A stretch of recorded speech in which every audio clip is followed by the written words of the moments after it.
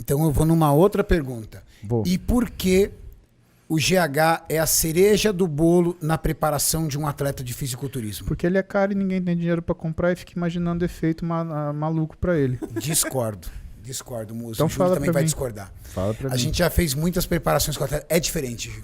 É Diferente. Às vezes a gente coloca 15 dias. O cara tá no mesmo protocolo. A gente coloca 15 dias de GH. A gente fez isso com o atleta. Colocamos 15 dias do GH, a pele do cara melhorou, cara. Então vou te explicar por que acontece isso. Tem que tá haver bom? uma ação, uma ação bioquímica ali. Eu queria uma lousa para te contar isso. Mas sabe essas duas coisas que eu acabei de te falar agora? Do hipertireoidismo e da inibição do corticoide? Pois bem, o que você tem estimulado pela restrição alimentar? Você tem um hipotireoidismo. Toda vez que você restringe caloria, você diminui a produção de TSH, beta e TRH no núcleo paraventricular. Isso faz com que você produza menos hormônio tireoide. E isso também faz com que você estimule ideodenase tipo 3, que preferencialmente inativa o T3.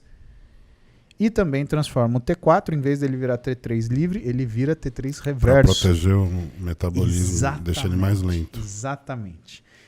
Quando você tira a caloria também, qual é o mecanismo de defesa do seu organismo? Sua suprarrenal ela aumenta o tônus dela e aí você aumenta a produção de cortisol. Então você fica hipercortisolinêmico.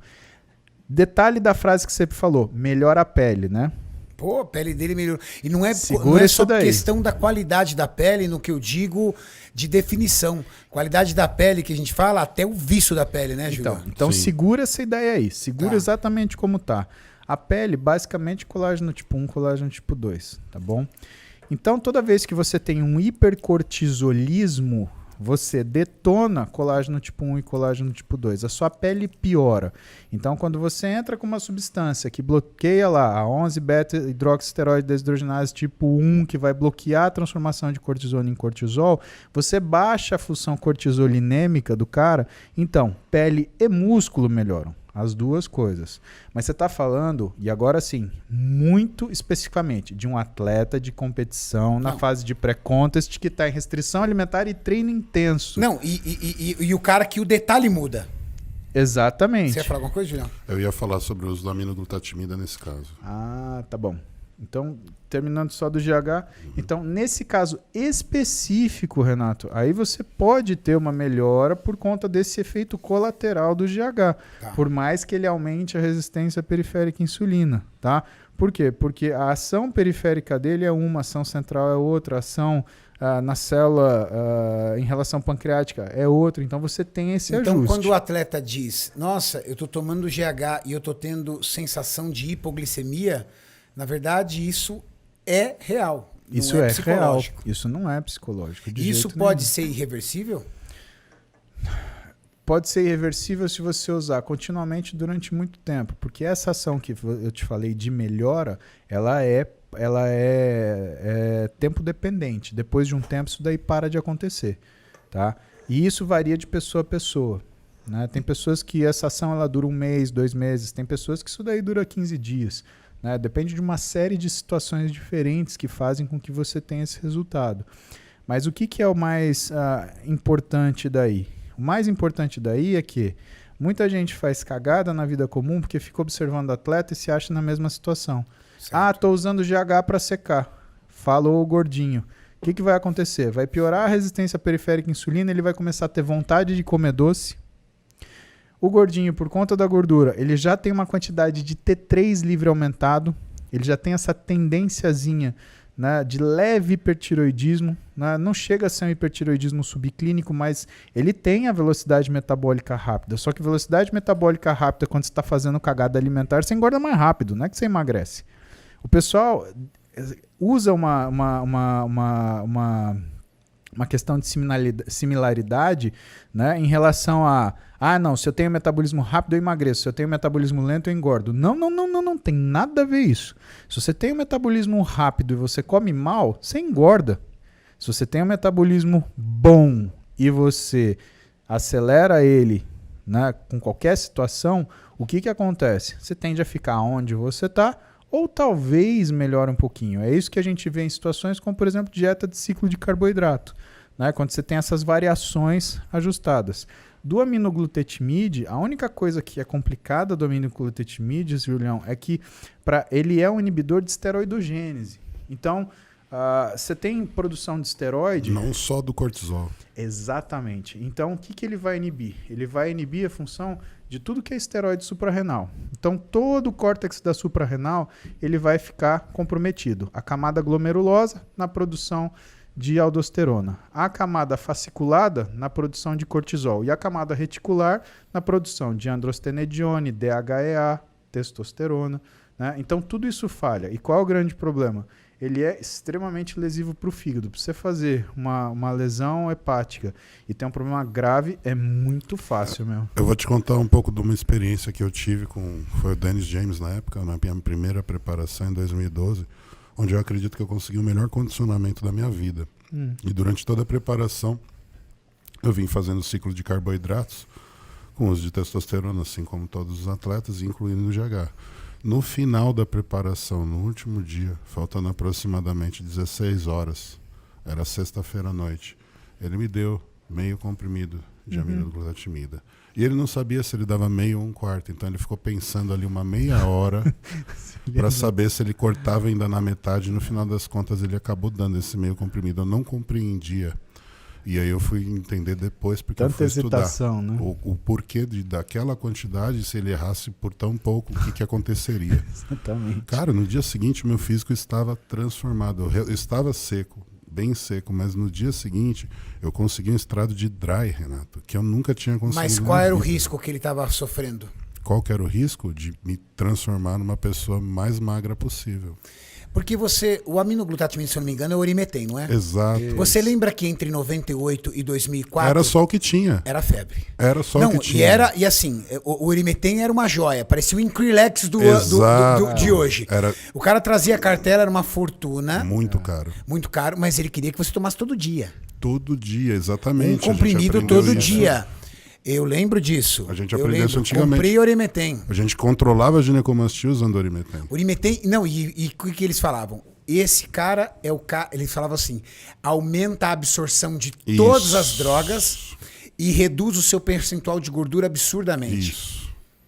Não, o que ele faz, na verdade, ele inibe o esteroidogênese suprarrenal. Só que a gente não chamava ele pelo ativo, a gente chamava por Orimetém. Na verdade, ele tirou qualquer chance de aromatização ali, baixou minha cortisona, aquilo tirou qualquer chance de retenção, só que também não tinha mais nenhum hormônio, ele abaixou todos os meus hormônios. Não é só que ele baixou a cortisona, ele baixou a aldosterona e cortisona. Então ele baixa a retenção de sódio, ele baixa a retenção de líquido, portanto, né?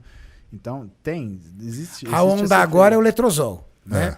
Letrozol, você tem que usar um comprimido de letrozol quinta, sexta e sábado. Sim. Meu amigo, você tomar um comprimido de letrozol quinta, sexta e sábado é garantia de um mês sem transar. É um mês sem transar. É um mês sem transar. Olha, eu vou fazer uma outra pergunta, já emendando, que está num assunto assim bem particular.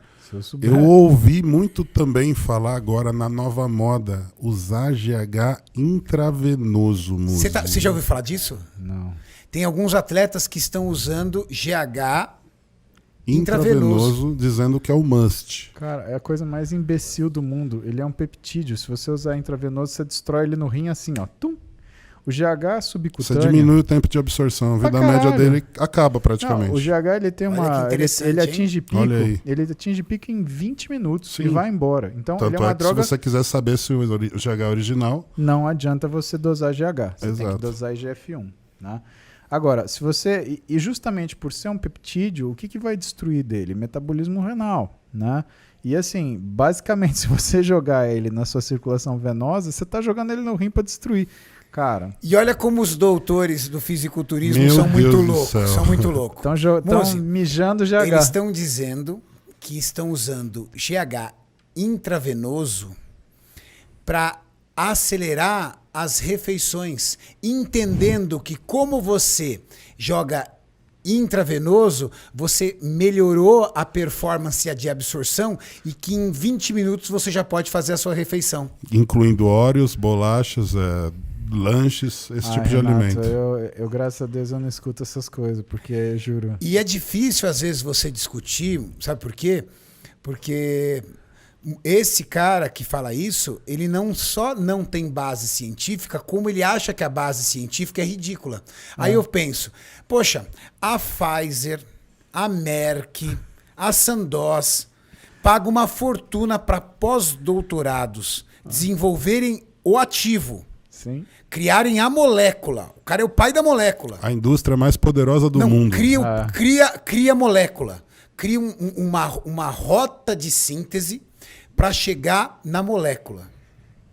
Ela tem que fazer uma coisa que as pessoas não sabem, que se chama DMF, Drug Master File, que é toda a literatura técnica dessa molécula. Tem que fazer uma bíblia sobre a molécula. Ela revira do avesso essa molécula de todas as formas. Ela tem que fazer mais de 30 ensaios diferentes sobre absorção, pico de ação, tratamento, tudo que envolve a molécula. Aí o fisiculturista, lá, o especialista, o coach, caga pra isso tudo e fala, não, a indústria farmacêutica... Use na veia. Usa na veia. Cara, se fosse pra usar na veia, teria dado nos estudos da indústria, a indústria diria intravenoso. Sim. Existem medicamentos, por exemplo, que você tem a condição de usar subcutâneo e intramuscular. Vem isso, né? Isso. Uso subcutâneo ou intramuscular. Isso. Quando a indústria não recomenda aquele uso, é porque se você remeter aquele uso, você não vai ter a performance adequada do medicamento ou até o aumento de colaterais. Sim, exatamente. E quando você vê, por exemplo, isso explica porque tem muito cara que ele chega num físico próximo de competição, às vezes até compete, mas você não vê ele em outra competição. Então é aquele cara que ele fala, mas ele nunca vai competir. E outra, depois de 2, 3 anos, você olha o cara, o físico dele está desmontado. Renato, quantos moleques você conhece que já ficaram empolgadão? Vou competir, vou tomar isso. Tomaram uma cascata de droga e hoje estão com um físico tenebroso. Parece que nunca treinaram na vida. Ou atletas estreantes ou atletas do Mr. Guarujá, por exemplo. Nada contra o Mr. Guarujá, mas de campeonatos pequenos, menores. Sim. Então, e assim, os caras eles querem inventar coisa que não faz sentido. Estão tentando inventar a roda, né? Fisiculturismo demora, é difícil, você tem que ter uma cabeça diferenciada para você se manter no ritmo que é necessário, que é requerido de você para se tornar um atleta. Não adianta inventar ciência, cara. Você tem que estudar o que existe, não inventa, meu. Agora, eu queria...